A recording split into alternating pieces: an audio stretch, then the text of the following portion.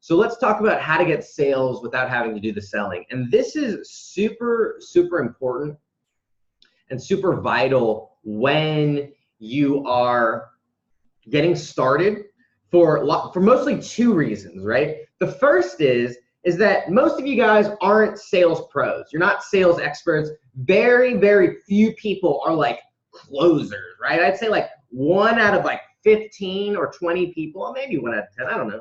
I'm just guessing here, right? Are just natural born closers. But guess what? I'm not one of them. And so I had to be able to figure out what was the system, what was the way to be able to get these people excited to pay me money. And so that's what we're going to talk about, is how to get sales without actually having to do the selling. And so what we're going to talk about is a couple of options and a couple of strategies. And the first one that I want to present to you is the alternative, right? And it's actually what I did back when I was building my first business, my sales business. And it's also what a lot of other influencers and these other quote unquote agency experts are suggesting for people to do to grow their business.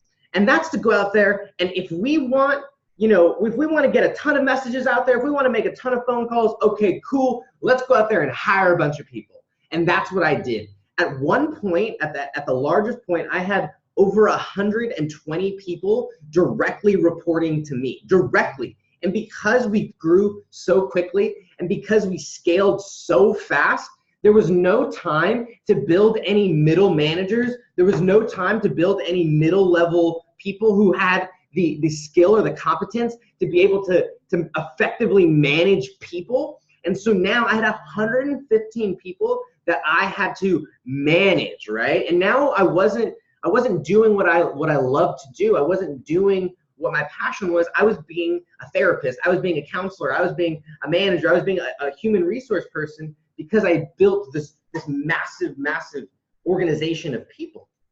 And I remember there was one day, and it was in the summer, I was living out in Palm Springs, where I woke up and I went out to the pool, and from 9 a.m. till about 3 p.m., I was on the phone nonstop. Literally, I would just plug in my phone.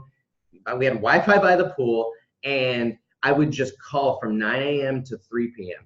If you guys ever looked at your call log, usually your call log, my call log now, since I've been online, goes back to, since I'm working online, goes back to like weeks now.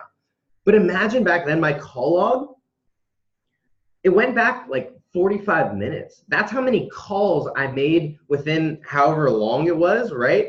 It was 45 minutes, and it took me that, and I made that many phone calls. Some people didn't answer. Some people, the conversations were longer than others. But my point was that it wasn't manual labor. But guys, I don't know if you've ever made 100 phone calls yourself. I don't know if you've ever dialed for multiple hours on end. It is not fun. It's not, and like not only that, right? Like people are not fun. I mean, there are some people love people and some people are people, but most digital marketers, most agency owners, most internet marketers are like the fact that they get to just work at home and they get to work by themselves and they get to work and do their own thing.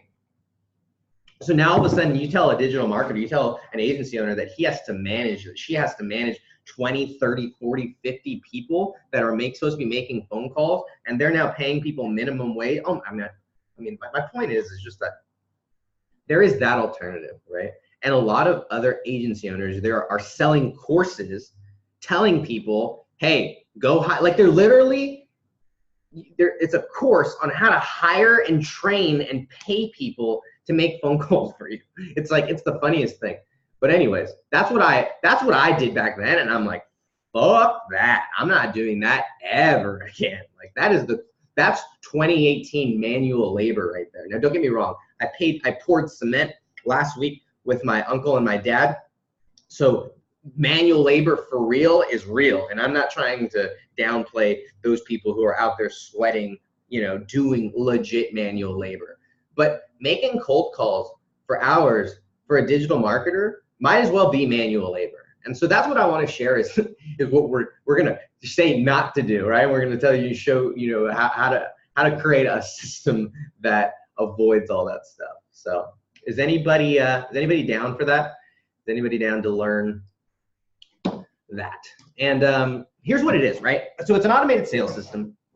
And when we talk about how it all fits together, or what it actually is, here's, I'm gonna stop the recording because I need to gather my thoughts here. And I encourage you guys to ask questions if you guys have any.